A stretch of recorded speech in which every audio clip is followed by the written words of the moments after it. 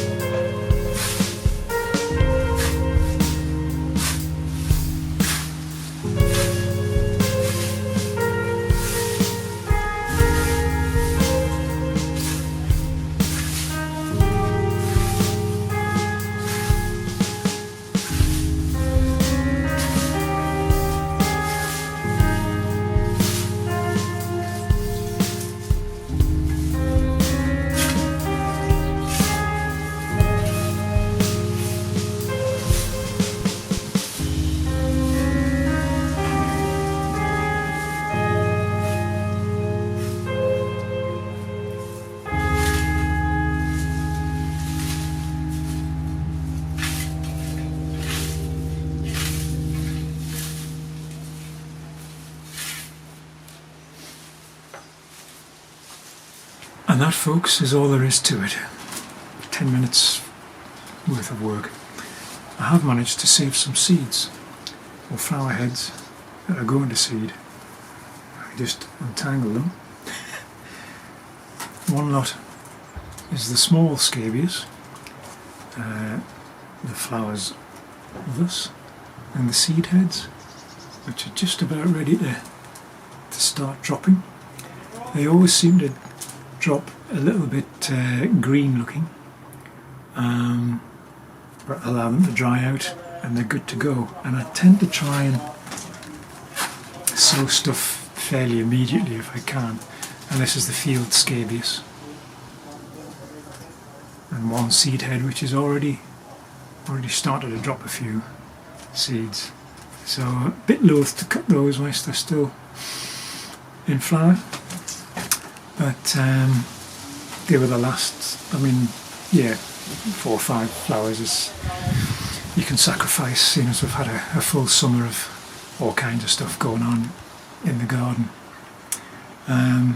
So yeah, hope you found that worthwhile. Just demonstrates how versatile and quick and easy it is to use a scythe for a garden clearance.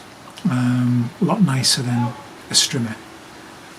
Can't quite get over how many videos there are of people strimming and brush cutting gardens, speeded up and just with the noise included.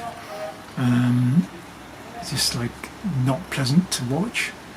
I mean, I know from working in various conservation charities that the minute you step out the office or the yard with a strimmer, visitors will disperse as far afield as they can to get away from the noise.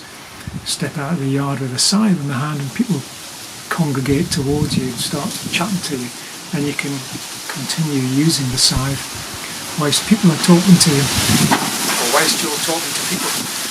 Okay, the wind's getting up a bit, it's drowning me out, so I'll sign off. Wish you farewell until the next one.